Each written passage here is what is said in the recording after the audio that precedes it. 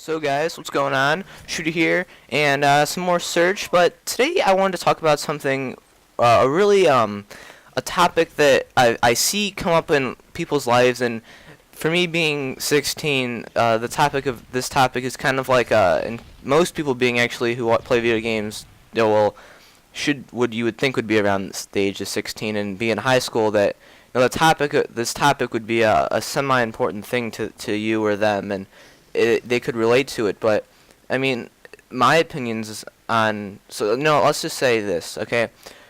Something that's come up a lot to me, and I've seen this a lot, is the topic of grades in high school, or just grades in school in general. And in my personal opinion, I don't know why anyone should fail school or get an F or a D, because of the fact that to get an F and or a D, you literally have to sit there in class and do absolutely nothing. And when I mean absolutely nothing, I mean nothing. You just sit there. You don't even listen to what's going on. I don't know how it's possible to completely F something. You know what I mean? I don't understand how that's even humanly possible, but I guess it is, because people do it all the time, I hear. And I don't know how you can do that, because why would you go to school and waste, let's say let me think. School, I think, is like 6 or 7, maybe even 8 hours of your day. Why would you waste that much time out of your day and do completely nothing? I mean, what's the point of wasting that much time? I mean, in all honesty, really, what's the point of wasting that much time of your day if you're just going to flunk out? I mean, why would you even bother going? If you're going to waste that much time, then just don't go. I mean, that's what I would do. If I was going to fail school, I just wouldn't go. I'd just be like, Mom, Dad, fuck this. I don't want to do this. You know what I mean? And for all of you, to be personally honest, I'd say A's and B's. I haven't gotten a C on the report card. This isn't like tests and quizzes, because if you want to know what I get in tests and quizzes, in some classes I get A's and B's, but in those other classes I fail about every test. But somehow I still get a B or an A in that class. So don't ask how that's possible, but I mean, it's really weird. But I mean, you know how you have those, your high up there subjects where you're good, and you've got your subjects where you're bad. That was a fail. But you know how that works. You've got like your let's say Spanish. I took Spanish 3 this year as a sophomore. I took it in 8th grade, so I was 1 year ahead of the game. And I'm not really good at Spanish. I did good Spanish 1 and 2. In Spanish 3, it just required there was more material to learn, and there was just more there on the table for you to learn and to be familiar with. Now, I'm not saying I wasn't familiar with any of what we learned or anything, or that I didn't know anything, because when it came down to it on the final exam, 3rd trimester, it was made out to be like this hard exam, and I got a B+ on it. I thought it was the easiest thing I've ever taken in my life. I thought it was really easy. I did really good. And then you had some of the people that were really smart or really good in Spanish didn't do too good on it. Now, the fact of the matter is that exam was kind of weighted to where it was luck, in a sense, because in Spanish 3 you learn, I think it's like 5 or 6 new verb tenses, and that's a lot of tenses, and you had to conjugate, on our exam, you had to conjugate 3 words in Spanish in all 6 tenses. And there was a total of, I think, over 10 words that you could get, and she told us what the words are, and I got 3 easy words, or words that were pretty simple to conjugate, so I did really good on that section. And then for the other section, we had to write a paragraph in Spanish about a folk story we read. And I mean, out of the whole trimester, that exam was probably the hardest one I had. I didn't have to take the history exam, so I got an A on the project that we did. And I can't even remember any other exams I had that try. I think I had an English exam. That one was really easy. I got an A on that exam. And there's an art exam, but that's just like a final project, you know. But okay, so enough of what I got on my exams, because I railed those 3rd quarter exams. I did really good 3rd quarter. I don't know why. I mean, 3rd quarter I had tennis. I didn't like focus. I don't know why I did so good 3rd try compared to the other tries. I mean, like, it's weird because there was more on my mind and table 3rd trimester than there was the entire year. So I don't know why I would have done so much better that trimester. You know what I mean? Like, it doesn't make sense why I did better 3rd trimester, but that's besides the point, because I don't try at school. I mean, that's why you can say that the Spanish 3 exam was probably the only exam I actually studied for hardcore. I went like hardcore out, like the day of the exam, every period. I had like a study hall every period, basically, and I hammered out that exam. I studied for it like for 72 minutes for like 3 periods. So I like pounded that information in my head. So that's why I did so good on that exam.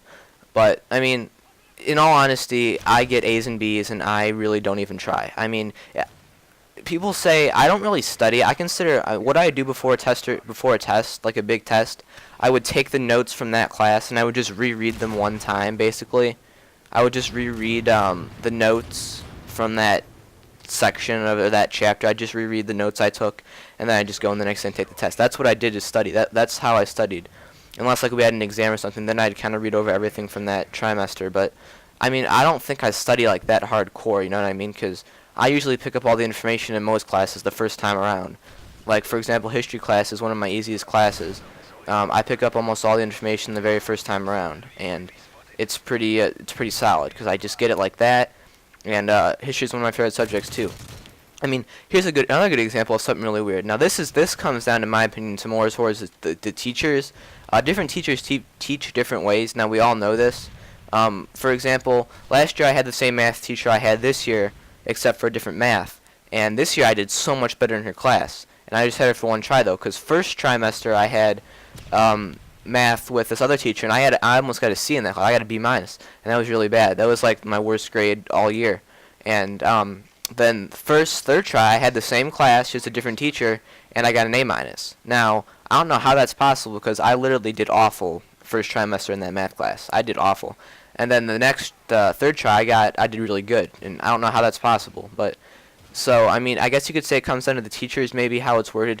In math in our school, I feel that the teachers really don't teach you at all. I mean, you can ask Corey; he'll tell you too that math teachers in our school really suck. There's only like a few good ones that actually like teach you things, or they actually go over the material enough to where like they actually teach you so you learn. I don't really know how to say it, you know, because there's some teachers that just like give you notes and just they would give you the notes and then they would throw out whatever at you. But in this class, in these classes per se, they would do more than just throw you at the notes. I guess I don't know, but I picked up the information better and it worked out better.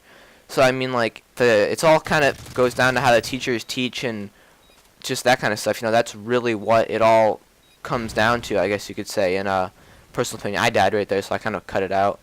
But I mean, that's really what it goes down to. And if I were to say, I don't understand why anyone who would just want to put forth the effort to get the good grades, whether or not it comes to them as more of a second nature thing. I guess you could say maybe with me per se, school, getting good grades in school kind of comes second nature. But my mom, for example, gets really upset with me because she knows I'm capable of getting all A's. I just don't, because I don't try. I don't like care enough to like go ham on everything and like study for everything and just put forth the 100% effort that I should be putting forth. But I mean, I really don't care because A's and B's is fine. And I just don't care about school anymore. I don't know why. It's just that thing that I guess you could say with what I'm gonna do with my life. It just doesn't really pertain to it. Getting good grades really doesn't pertain to me having the future that I'm gonna have.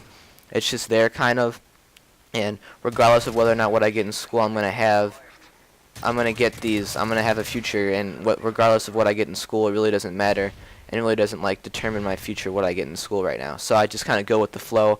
I do get A's and B's. I mean, there's a limit. I'm not going to get a C on the report card because if I do, I would feel bad and I would be embarrassed by that. You know what I'm saying? I would get yelled at by my parents and it'd be bad. You know what I'm saying? So it really comes down to simply just that, the fact that it's what you kind of are capable of, but what you want to do. I mean, like, there's people that always say they're capable of better grades, they just don't want to do anything. Now, that's ridiculous, because you have to do something. Why would you go there and do nothing? You know what I mean?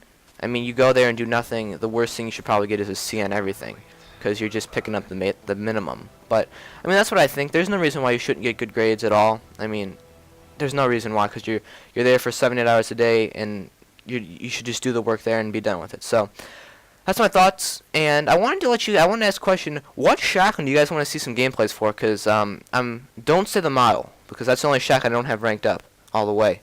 So let me know, and thanks for watching, and remember, get good grades.